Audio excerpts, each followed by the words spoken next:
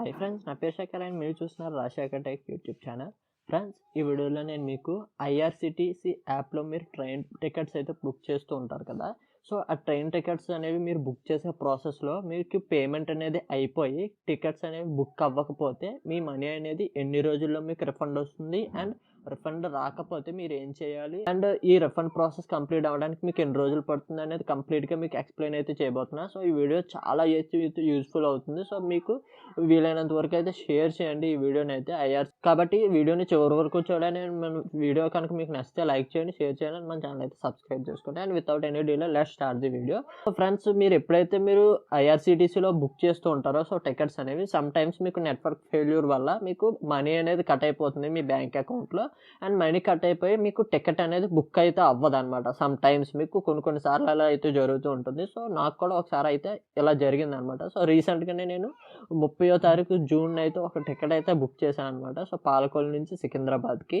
But అక్కడ నాకు payment పేజ్కి వెళ్ళి సో పేమెంట్ చేసేసి రిటర్న్ IRCTC యాప్కి వచ్చేసరికి సో ఇక్కడ పేమెంట్ పేజ్కి వచ్చేసరికి IRCTC యాప్ అనేది నెట్వర్క్ ఇష్యూ వల్ల సో లాగౌట్ అయితే అయిపోయింది. లాగౌట్ అయిపోయి నాకు అక్కడ అవతల పేమెంట్ అయిపోయింది. నేను లాగిన్ చేసేసరికి నాకు టికెట్ అనేది బుక్ కాలేదన్నమాట.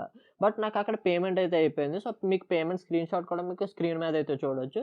సో స్క్రీన్ షాట్ చూసిన తర్వాత నేను ఇక్కడ మీకు IRCTC యాప్లో మై ట్రాన్సాక్షన్స్ అనేది ఉంటుంది. సో ఆ ఆప్షన్లో మీరు ఫెయిల్డ్ ట్రాన్సాక్షన్స్లోకి వెళ్తే ఇక్కడ మీరు చూడొచ్చు టికెట్ స్టేటస్ నాట్ బుక్డ్ అని అయితే వచ్చింది.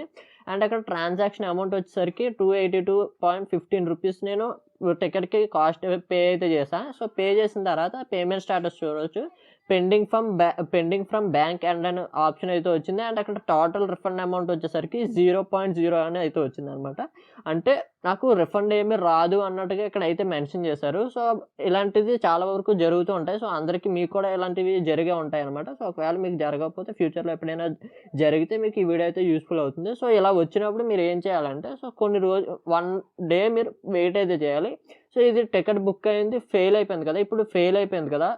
సో ఈ టికెట్ బుకింగ్ అనేది ఇప్పుడు ఫెయిల్ అయిపోయింది కదా. మీరు ఈ రోజు మీరు టికెట్ బుక్ చేసేటప్పుడు ఫెయిల్ అయితే మీరు రేపు అయితే ట్రై చేయండి. సో ఒకవేళ మీరు సో మళ్ళీ మీరు ఒక 24 అవర్స్ తర్వాత మీరు మీ IRCTC యాప్ అయితే ఓపెన్ చేయండి. ఓపెన్ చేసిన తర్వాత లాగిన్ అయితే అవ్వండి.